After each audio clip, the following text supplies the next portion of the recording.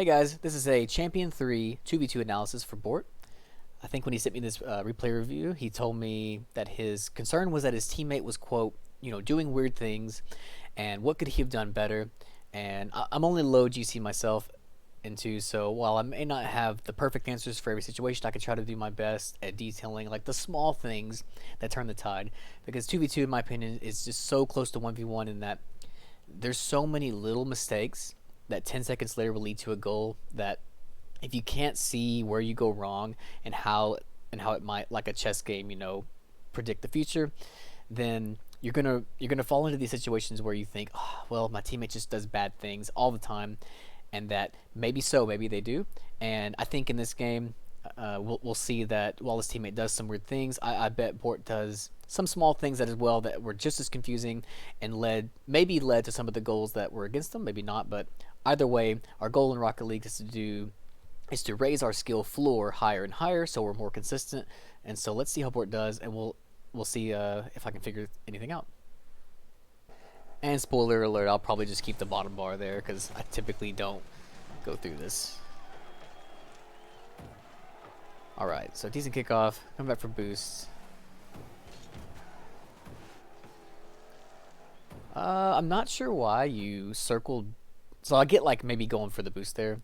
I'm not sure why though you circle back in this play. If we can, I don't know how to go back just a few frames here and there, but I guess you might have seen him.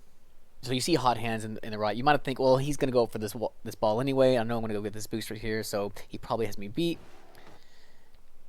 And it might have been that you toggled ball cam right as you did that, as you grabbed that boost. So maybe you didn't necessarily see that he wasn't going up, but it just seemed a little wasted positioning to circle back. But anyways, like you end up doing, you probably confused your teammate a little bit there. Luckily, he didn't challenge, and he get to go anyway. This is something I do a lot actually, and I need to stop. So, good job getting past the first guy. But right here, I think I got this at tips. I got this advice for once. You never really flip into a challenge, maybe in threes, but even I would say never really flip into the goal area, even for a dunk with low boost. You really have no recovery option. Yes, best case is you dunk him and you score, and then everyone cheers, hooray. But worst case is, let's just see what actually happens to you here. The dunk is bad. You flip into the goalpost. You have one boost. It's a 2v1, and if your teammate gets scored on, I don't want to say it's entirely your fault, but you're not giving yourself as a team the best chance here. So I would say just maybe start recognizing when it's not safe to do this jump right here. Just maybe go for the low 50. And I think if you hadn't actually jumped, it probably would have pinched. And of course, yeah, it could have pinched directly back in the net, but I don't think it would have been as bad as positioning wise as you just jumping right there. Let's see how this will recover. All right, nope. I also do this as well. So when you can, I can't move my camera, but basically, maybe I don't know if it won't show my mouse either. Especially when you need to recover as quickly as possible, you don't have the time in GC lobbies to go for that mid boost. Okay, well, especially don't have time to go for the corner boost, and I know you're not. You don't have time to go for this mid boost either. Take the line down the middle all the way back to goal. Even if you use that first boost pad to flip and go supersonic for the next two, you'll still have 24 by the time you reach midfield. Then you can judge the situation. Maybe your teammate gets a block then, and you can circle around if you really need to for your back corner. But the faster you go over here, okay, in this case, I don't think you were going to make it back here anyway, but hypothetically, if your teammate had blocked something, your best chance to be his backup would be go to go straight down the line.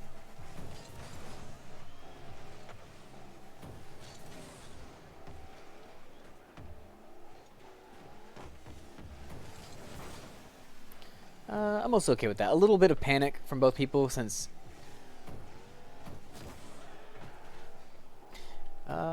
yeah, it's just like, so if we're gonna talk about just little things here, like that jump was okay right there. No, actually, I'm sorry. I need to go back two more.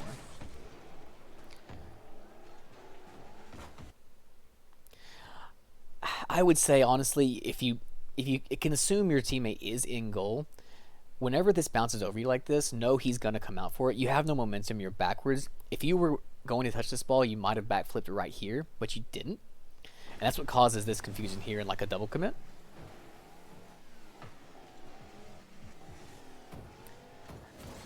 And kind of at the same time there, I don't know why you jumped. I think you should have had time to recognize that Crime Time had actually already jumped for it, so it didn't actually do much, but it's essentially like you're just kind of hurting your positioning.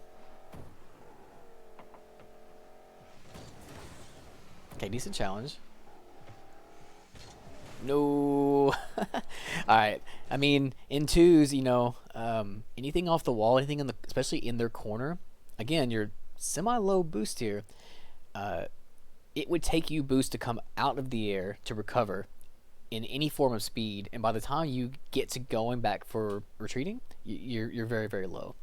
And so if you're gonna do this kind of play, you better be confident in the touch.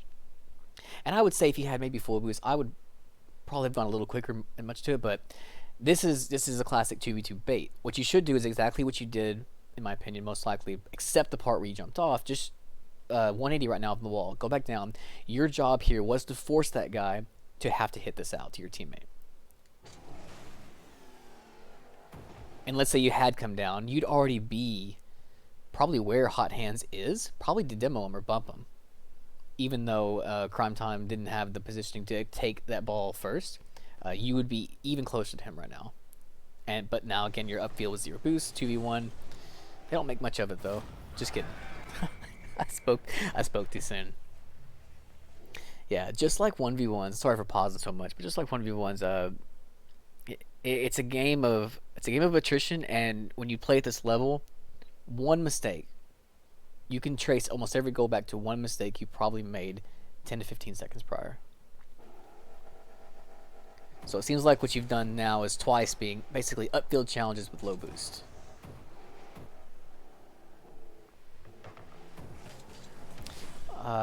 This might be one of those times you thought something was weird, and I want to watch Crime Time.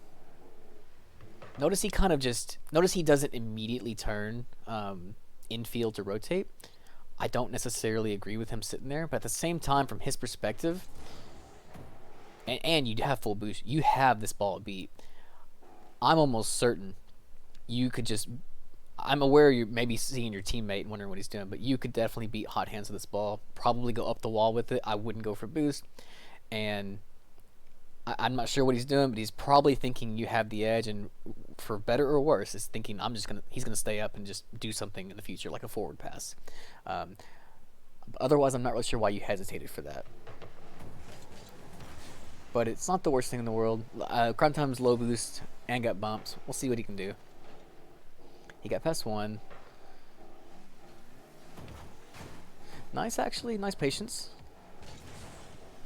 Really work on those flicks, you know.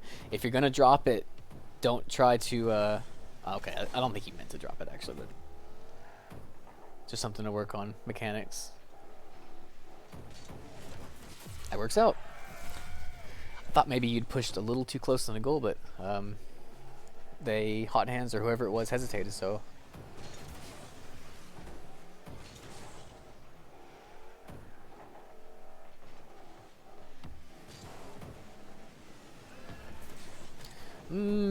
this is kind of an iffy one, like, and you know me, you play with me all the time, and too, it's like I would probably do the same thing, but at the same time, watch this ball. You're not getting to this. So obviously, yeah, you jump first and you're like, okay, it's fine. Technically, he's closer to the ball, so even though you jumped first, he'll make it to this before you, and you should realize super early that you going up and wasting your boosts in the air here for, at best case, a 50, and you probably will have used 50, 60 plus boost just to reach this ball. Let's find out. When you could have, first off, let me tell you where you should have stopped. Right there, just, you should have realized, not making this, even though both went up, you're not going to do really anything good in the situation. Just turn your car 180 back down, use 30 whatever boost to force yourself back on the ground, rotate for like a pad or two. You'll probably be back to where you are, 65, and you'll be in a position to, this already looks like a double commit on their part. Anyways, Hot Hands on the wall, he's not going to do much. Basically don't go for it, because let's see what happens when you do. 34 boost, you're on the wall, 20 boost, 0 boost. Hot Hands did that, and so now it's a 2v1 for you. Luckily, he was able to get back fairly quickly. And this is just mechanics. So this is kind of hard too, because their respect several times this game, and even that Hot Hands especially, is respecting your position and your ability to be there in this. Don't jump so early, essentially. Start trying to analyze, like see the only threat you have, it's Hot Hands in this case, and understand that you have time for this, especially. And let's say, obviously you hit it on net, low ground ball, you just basically give the ball away, but let's say you even just boomed it into the left corner. Do you trust Crime Time, for example, to get the boost that I hope is there? I don't remember if replay bugs are still a thing or not. And to center back mid to be your backup. So I think the better play would have been to recognize you had Hot Hands beat, he respected your positioning, and just to catch this and try a dribble play.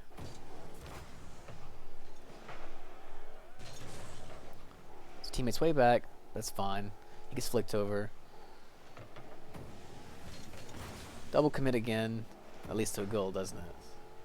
Interesting. Okay, let's see.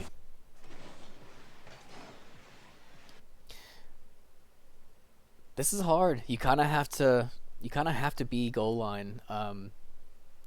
Your teammate's not back yet, so I get that. This was actually a really good hit off the wall by Hot Hands to bounce that out.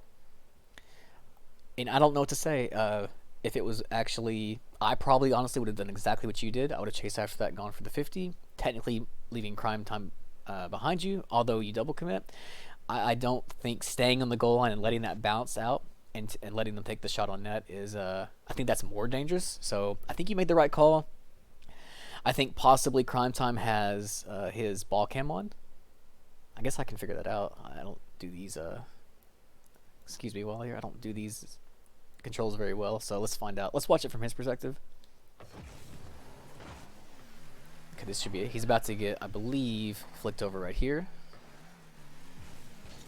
So Crime Time's biggest issue here is that I think he's rotated ball sides several times. He has full boost. He has 92 boost.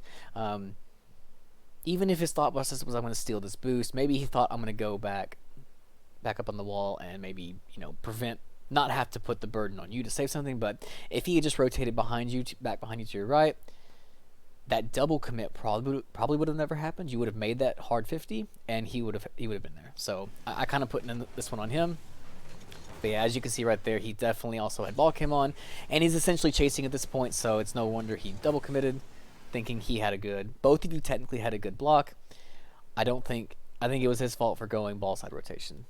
So let's go back to you.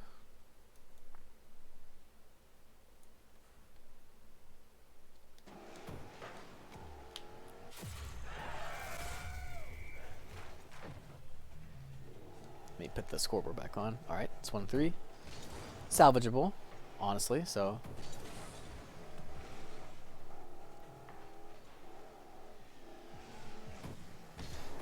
This one's also a little tough too, because I'm guilty of creeping up as well as that backman. So in threes, I probably, you kind of help your first man. You might go for that to force a 50 for the truly backman to be there for you. At the same time, right here, I think if you were, it just depends how your reaction time, because you didn't see Hot Hands for a frame there, right? And so I'm not sure if you saw him approaching anyway. Because right here you might be prepping to jump, but at the same time, let's assume Hot Hands wasn't there. Crime Time this is a weird state of twos where, oh, I thought it was a pass, or it's a real bad source of offensive double commits. Honestly, the moment you see the both of them jump for that and realize you should have already been jumping, but if you had jumped, it would have been a double commit. You just got to get out of there. Waste some of this boost, turn around. Although this maybe wasn't necessarily the worst. Let's just see how it unfolds. Alright, so in this case, if you're going to play like this, and I don't say like this like it's a bad thing, but if you're going to do something where your thought is, okay, alright, I missed, I can't go for it, crap. I need to touch this to get this away from him. You're gonna have to, if you're gonna play risky essentially, and try to make up for mistakes, then you need to keep on going and maybe work on your mechanics to where, work on these ground to air dribbles, work on staying with this ball here, because right there, keep using that boost. Don't rotate your car down. Maybe air roll such a way where you're twirling up in a sense where you want to make a little, maybe another touch on this ball, just so it doesn't give it away so freely.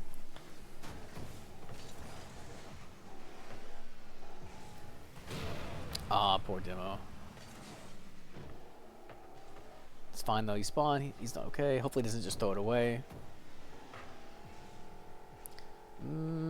He's making it.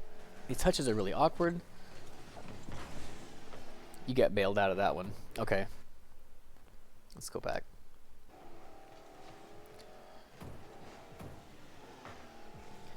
The worst thing.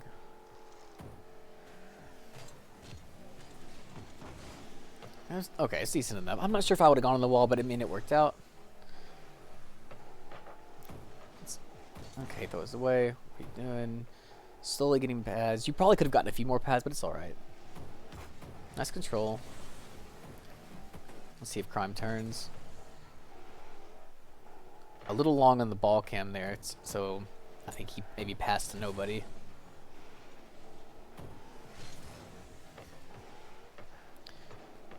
Something you might do, just a little point as well. The moment the ball clears over your head right there, turn ball cam off.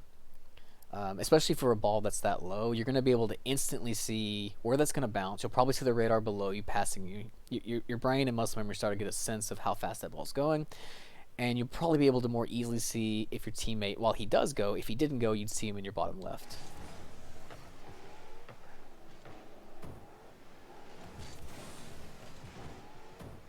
Another double commit. Let's see what happened here.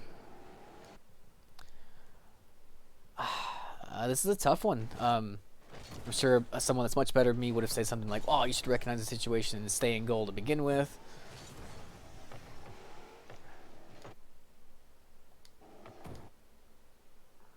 I kind of think, honestly, that's probably the better play. Just because, now, if that ball had bounced to your left and back in, sure, I'd say go for it. Because you have a good chance of getting that. But the fact that you're so well beat to this, like there's no way you get to this first before any of them. In fact, right here, like you're essentially double committing, even though it's not entirely your fault that you were just left there. That's just the situation you're in. So you might have recognized that you shouldn't have gone for that ball anyway. And maybe creep up a little bit, but clearly not as far as you did to approach this. Because even if you hadn't, it looks like he was going for that block anyway. This most likely would have spilled directly to you in goal as a non-dangerous ground ball to begin with. But it's a double commit, and luckily he had enough boost to follow. Let's see how you play this out. Good patience, not jumping out for that. Good beat. Okay, you notice your teammate got bumped. Still 0, it's okay. Your teammate's really aggressive on this one. The fact that he got bumped off, he should see you there. He does. I'm honestly not sure why he did that. So that one's pretty much on him, and it looks like that was a forfeit.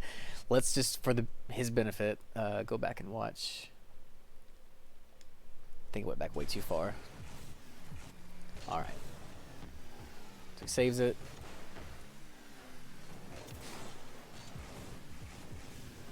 Okay, 0 boost. It's down. This is where you... Okay, good patience. Yep, you should hit this out. I like the attempt. I even like that. He got bumped. Alright.